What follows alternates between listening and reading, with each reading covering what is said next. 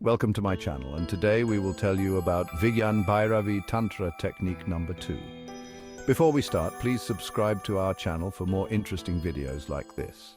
We will share all the 112 techniques with you, and one of them will definitely work for you, Shiva replies. As breath turns from down to up, and again as breath curves from up to down, through both these turns, realize it is the same, but with a slight difference. The emphasis is now not on the gap, but on the turning. The outgoing and ingoing breath make a circle. Remember, these are not two parallel lines. We always think of them as two parallel lines. Breath going in and breath going out. Do you think that these are two parallel lines? They are not. Breath going in is half the circle. Breath going out is the other half of the circle. So understand this. First, breathing in and out creates a circle. They are not parallel lines because parallel lines never meet anywhere. Secondly, the breath coming in and the breath going out are not two breaths. They are one breath. The same breath which comes in goes out. So it must have a turn inside. It must turn somewhere. There must be a point where the incoming breath becomes outgoing. Why put such emphasis upon turning? Because Shiva says as breath turns from down to up and again as breath curves from up to down, through both these turns realize. Very simple, but he says realize the turns and you will realize the self. Why the turn? If you know driving, you know about gears. Each time you change the gear, you have to pass through the neutral gear, which is not a gear at all. From the first gear, you move to the second, or from the second to the third, but always you have to move through the neutral gear. That neutral gear is a turning point. In that turning point, the first gear becomes the second, and the second becomes the third. When your breath goes in and turns out, it passes through the neutral gear. Otherwise, it cannot turn out. It passes through the neutral territory. In that neutral territory, you are neither a body nor a soul, neither physical nor mental, because the physical is a gear of your being and the mental is another gear of your being. You go on moving from gear to gear, but you must have a neutral gear where you are neither body nor mind. In that neutral gear, you simply are. You are simply an existence, pure, simple, unembodied, with no mind. That is why there is the emphasis on the turn. Man is a machine, a large, very complicated machine. You have many gears in your body, many gears in your mind. You are not aware of your great mechanism, but you are a great machine.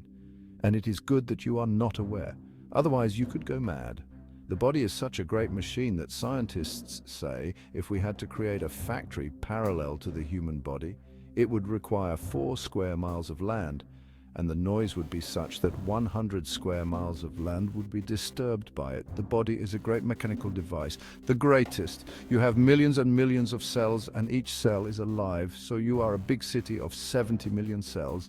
There are 70 million citizens inside you, and the whole city is running very silently, smoothly. Every moment the mechanism is working, it is very complicated. These techniques will be related at many points with the mechanism of your body and the mechanism of your mind, but always the emphasis will be on those points where suddenly you are not part of the mechanism. Remember this. Suddenly you are not part of the mechanism. There are moments when you change gears. For example, in the night when you drop into sleep, you change gears because during the day you need a different mechanism for awaking consciousness.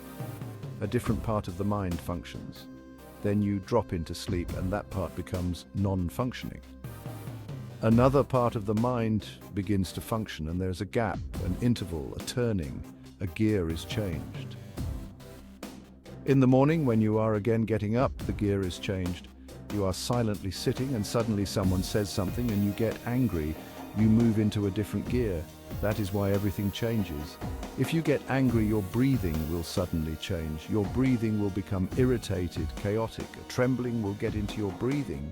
You will feel suffocated. Your whole body would like to do something, shatter something. Only then can the suffocation disappear. Your breathing will change. Your blood will take a different rhythm, a different movement. Different chemicals will have to be released in the body. The whole glandular system will have to change. You become a different man when you are angry. A car is standing. You start it. Do not put it in any gear. Let it be in neutral. It will go on pulling, vibrating, trembling, but it cannot move. It will get hot.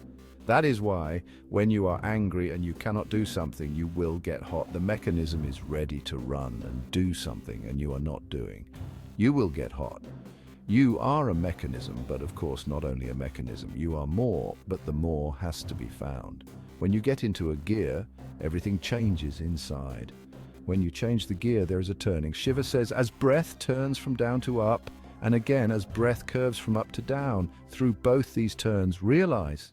Be aware at the turn, but it is a very short turn. Very minute observation will be needed, and we are just without any observing capacity. We cannot observe anything. If I say to you, observe this flower which I give to you, you cannot observe it. For a single moment you will see it, and then you will begin to think of something else. It may be about the flower, but it will not be the flower.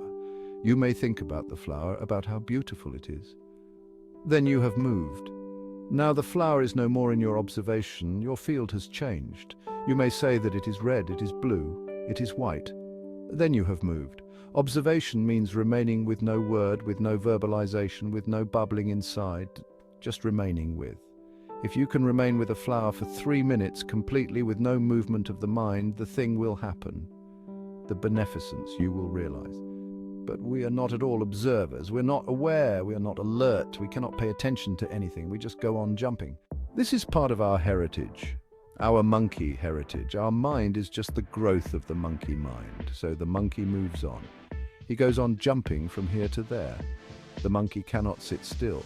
That is why Buddha insisted so much on just sitting without any movement, because then the monkey mind is not allowed to go on its way.